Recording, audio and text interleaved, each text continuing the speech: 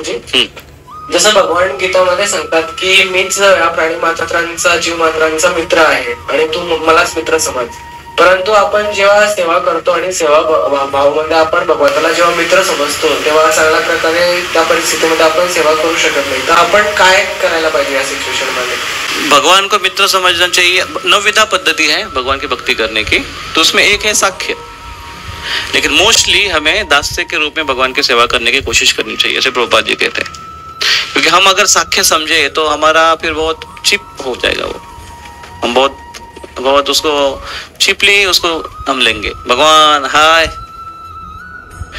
ठीक है, खा पी ले कि नहीं.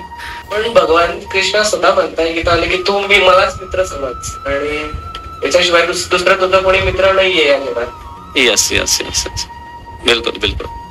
तो भगवान मित्र के रूप में है और पुराणों में वर्णन आता है कि परमात्मा है वो मित्र के जैसे है. आत्मा रूपी दोनों वृक्ष में एक बैठे हुए 2 पक्षी है.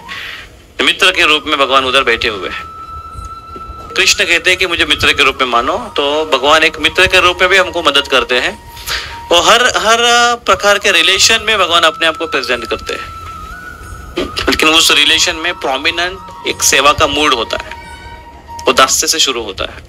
अर्जुन भी कृष्ण के सखा है, लेकिन कृष्ण की सेवा का मूड है.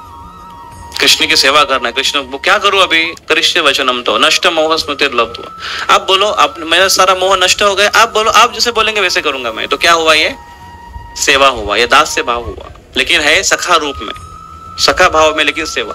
गोपियां भी उनकी सखियां है, प्रियसी है, लेकिन मूड क्या है, दास्य. तो दास्य हमेशा प्रोमिनेंट रहेगा.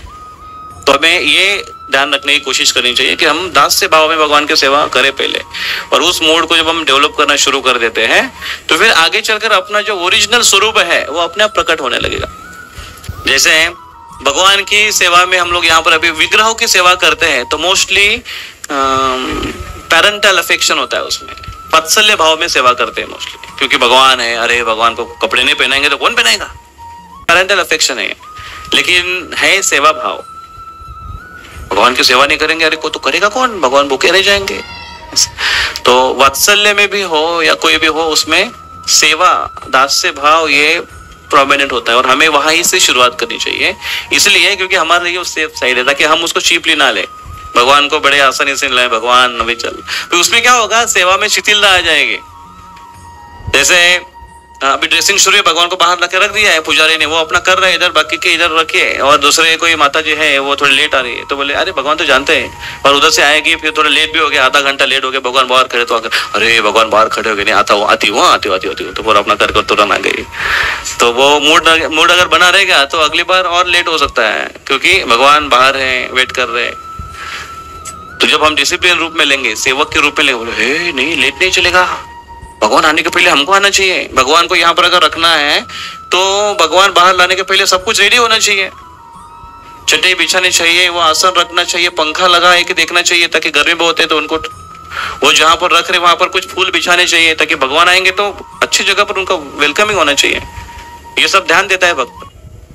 भले ही पेरेंटल अफेक्शन रहे कि दास से प्रोमिनेंट है कि पहले हम अच्छे से सेवा करें. तो हमारी सतर्कता सेवा में बने रहने के लिए दास्य भाव में हमको रहना बहुत आवश्यक है. और इस प्रकार से हम सेवा करें, चाहे फिर वो डिटी वर्शिपिंग की सेवा हो, चाहे वो ड्रेसिंग की, चाहे वो कुकिंग की सेवा हो, या चाहे वो झाड़ू पोछा की सेवा हो, या कुछ भी प्रचार की सेवा हो, या फॉलोअप की सेवा हो, किसी प्रकार की भी सेवा, बुक डिस्ट्रीब्यूशन की सेवा हो, हम वो सेवा में भगवान के संबंध में उसको जानेंगे, देखेंगे. और इसमें हम गंभीरता से अगर करने की कोशिश करेंगे तो धीरे धीरे हमारा मूल स्वरूप, जैसे हमारा शुद्धिकरण होगा तो मूल स्वरूप अपने आप प्रकट हो जाएगा. मूल स्वरूप अर्थात हमारे ओरिजिनल भगवान के साथ जो हमारा संबंध था आध्यात्मिक धाम में, स्वरूप हमारा वो प्रकट हो जाएगा. तो उसके लिए अलग से हमको प्रयास करने की आवश्यकता नहीं कि क्या है वो, ठीक है, हो जाएगा प्रकट.